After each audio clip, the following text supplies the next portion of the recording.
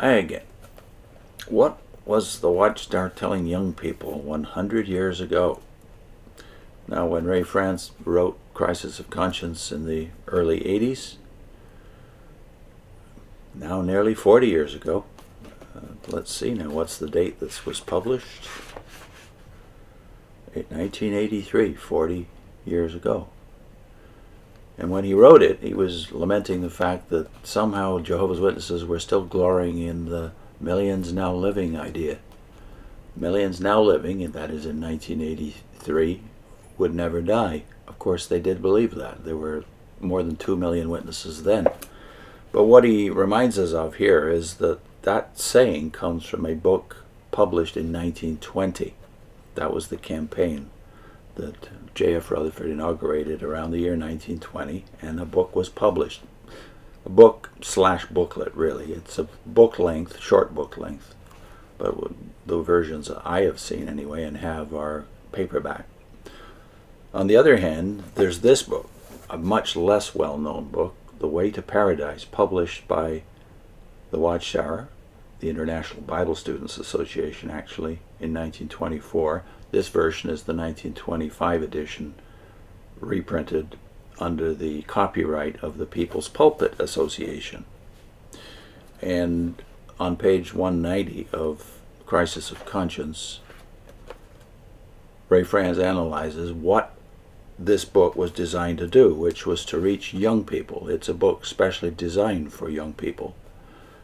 And it's over 250 pages, although Ray here calls it a booklet.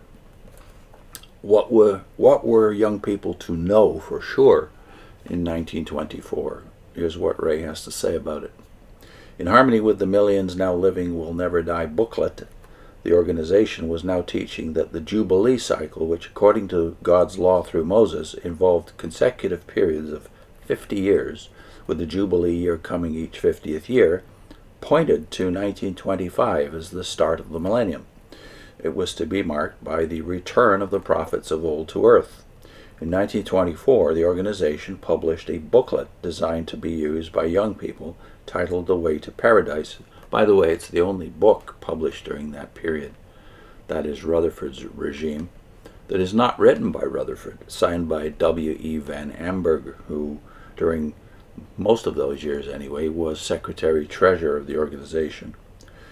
Note how confidently these predictions were offered to those young minds, including the description of earthly Jerusalem as the world capital of restored mankind. That would be a surprise to witnesses today.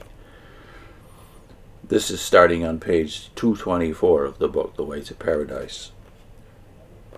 It says, the Jewish legal year begins in the fall, about our October the 1st. The year 1926 would therefore begin about October 1st, 1925. It would be very reasonable to expect to see some beginning of God's favor returning to the Jewish people as part of the world shortly after that date.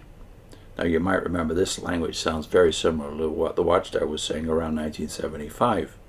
And by the way, this date, 1925, that is, they published a book. Rutherford this time signed it, Comfort for the Jews.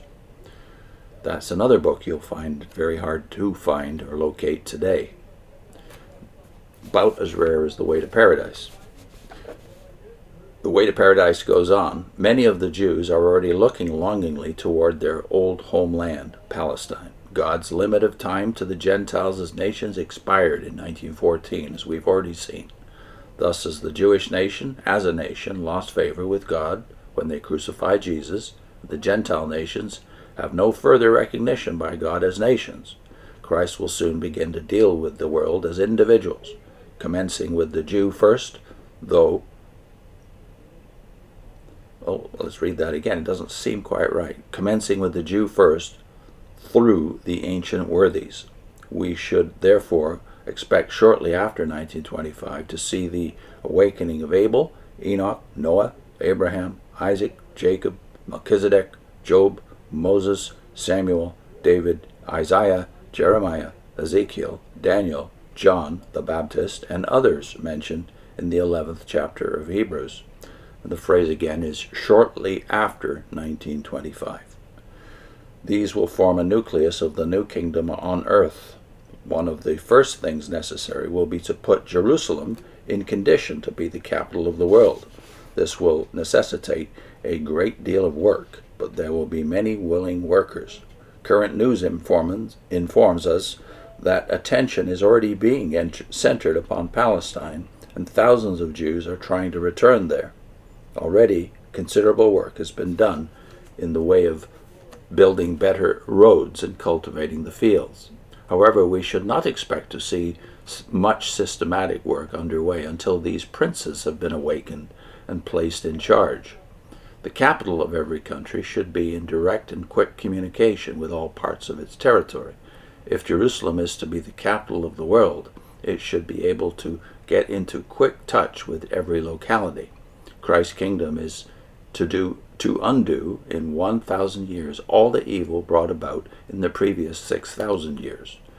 Old-fashioned methods will not suffice. Already we see great changes coming in. The wireless and radio can carry messages halfway around the world now, and by the time the princes are brought forth, these inventions will be perfected to reach all the way around. Everybody in the world will be in the room, so to speak. The room will be a little larger than we may have been accustomed to hold meeting in, but what of that? Now when we read Isaiah 2 verse 3 and Zechariah 14, 16 and 17, we see how easy it will be for all the people to go up to Jerusalem. The princes can easily radio their instructions to any part of the world. Think of Prince Abraham having some general instructions to give, calling attention, and all the people everywhere listening and hearing every word he speaks, as easily as though he were addressing them from the platform of a public hall. Of course, if anyone desires to visit Jerusalem and personally interview the princes, or if the prince should desire to make a personal inspection of some public work, aeroplanes will soon be so perfected that it will be a matter of but a few hours to ride to any part of the earth to or from Jerusalem. This will indeed be a new world, made glorious in every way. These ancient worthies will also have the power to use the rod of iron if necessary to deal with the willful and disobedient. All must learn that unrighteousness will not be permitted. Justice is the foundation law of the new kingdom. No doubt many boys and girls who read this book will live to see Abraham, Isaac, Jacob, Joseph, Daniel, and those other faithful men of old come forth in the glory of their better resurrection, perfect in mind and body. It will not take long for Christ to appoint them to their posts of honor and authority as his earthly representatives. Again, the phraseology here is no doubt many boys and girls who read this book will live to see, etc. It will not take long for Christ to appoint them to their posts of honor and authority as his earthly representatives. The world and all the present conveniences will seem strange to them at first, but they will soon become accustomed to the new methods. They may have some amusing experiences at first, for they never saw telephones, radios, automobiles, electric lights, aeroplanes, steam engines, and many other things so familiar to us. What a privilege to be living just at this time, and to see the ending of the old and the coming in of the new. Of all the times in Earth's history, today is the most wonderful. Well, I kind of like the way Van Amburgh writes this. The only problem is he's totally wrong. He's inherited the Barber and Russell chronology, as Rutherford did, and they're publicizing it for all it's worth. And that's the sad part, that all of these children, born 100, 110, 115 years ago, are dead. So Ray Franz says, needless to say, the boys and girls to whom this publication was addressed are now old men and old women. This is written 40 years ago, of course, at least in their 60s or 70s. Although the society occasionally employs the catchy slogan, millions now living will never die, and calls attention to the fact that witness membership now surpasses the 2 million mark, they gloss over an obvious misrepresentation. The claim that millions now living will never die was not made to people living in the 1980s. it was made to people in the first half of the 1920s. Only a fraction of the 2 million plus members of Jehovah's Witnesses were living then. Only if there were today more than 2 million witnesses 63 years of age or older could there be any pretense that their prediction was in any way substantiated. 1925, on which the prediction and slogan were based, proved empty of all the things foretold. The teaching was without substance, mere fluff, prophetic fantasy. Certainly not food in due season. Put in a link to what Joan Setnar has to say about the 1925 amnesia. Her family came into the Watchtower around that year, but soon everything about it was seemingly forgotten.